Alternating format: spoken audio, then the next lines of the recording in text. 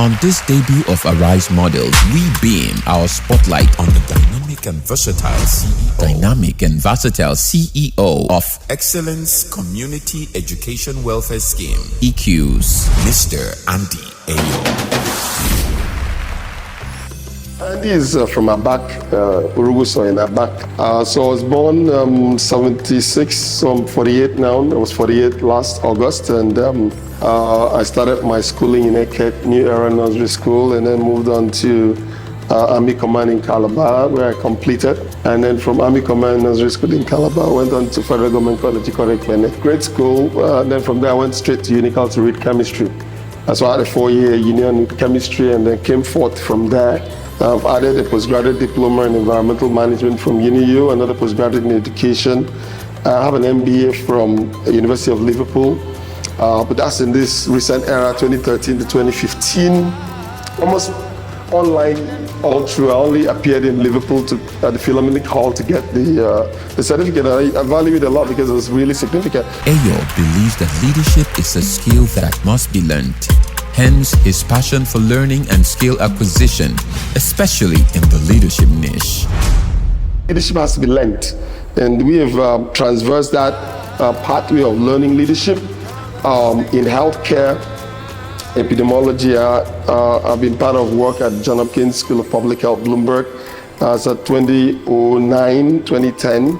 I've also, done a lot with Harvard Kennedy School of Government and Harvard University, both 2013 and 2014. And just this year, I also went back to Harvard Business School to do a senior executive program for Africa. I just say I've just been admitted to another Harvard Business School program for leadership next year, which will ultimately make me an alumnus of the Harvard Business School.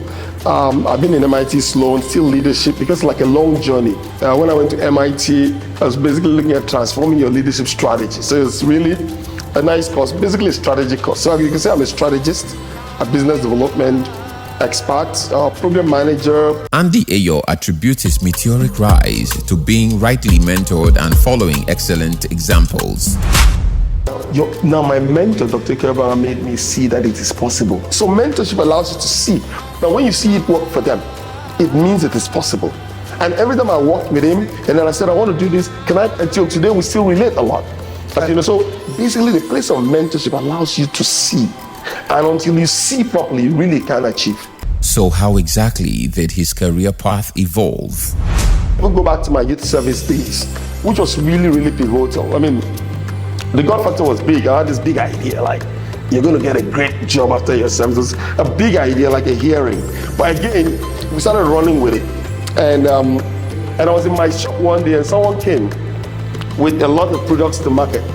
And when he came along, I said I wasn't doing much in the office, so I joined him. And that's when I discovered I could talk a little more than I do. Now I was much quieter in the university. And when I moved with him, just on the road, I was basically selling off his wares. But he was actually a copper as well. So, there was this wares, then you could sell different Chinese products, funny stuff. And I'll tell people all kinds of that. I was like, oh my God. And I enjoyed this. I went up to a bank for selling. So again, finding purpose is very strategic. And sometimes you have to actually try things out to find purpose. And for me, that found a way of saying, look, and then I started marketing hospital equipment immediately. And I've gone back to Ekiti now to support the entire state. It was amazing that after I left Ekiti in 2000, I never gone back there until I went back there now with the US government resources to go and put about 20,000 people living with HIV on treatment and support almost all the health facilities in Ekiti state. And it was heartwarming for us that this was possible. What inspired him to start the amazing work at EQs? Just the God factor is a big idea. It started with a great thought, deep things, seeing the depth and craziness of exam malpractices that was happening. I could see that in a couple of years, there will be a lot of people who will be unemployable. And so the big idea was, look, what the whites knew a couple of years ago, they put it in a book. Now you don't even want to learn it. And so we started a campaign. So that was the big driver for EQs. And we went out, we launched an essay competition project. And then we went out to schools to talk about reading techniques, study habits. So our first protocol was 8-8, secondary school 8-8, in 2002, 19th of June. And that's why that day is so vital for us. We marked that day as our anniversary date because it was the first day we had our first major outing. And it was a fantastic show. From a humble beginning, Andy Eyo's not-for-profit organization has grown to become one of the U.S. government's most funded NGOs in Nigeria. With a staff strength of over 4,500 spread across their offices in 13 states of the country. We're one of the highest funded organizations by the U.S. government today in this country. You would say we're top 10 non-for-profit in Nigeria.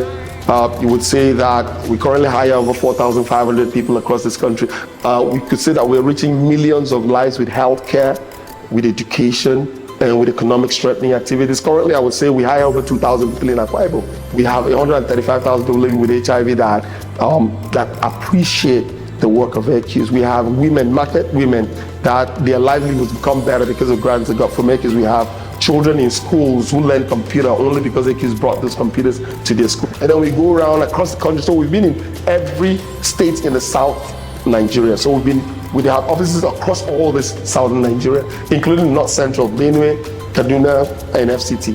Eyo is a firm believer in the Akwa Ibom project and sees Akwa Ibom as an ideal location for business or leisure.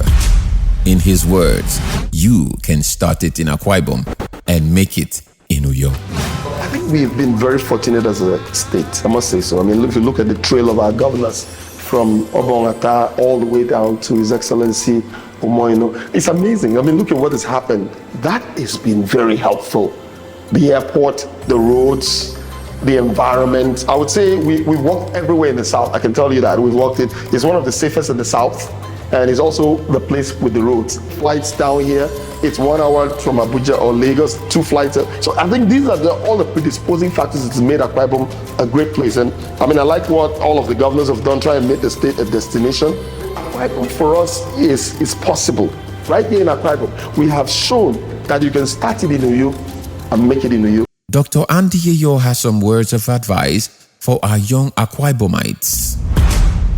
Think locally, but think globally.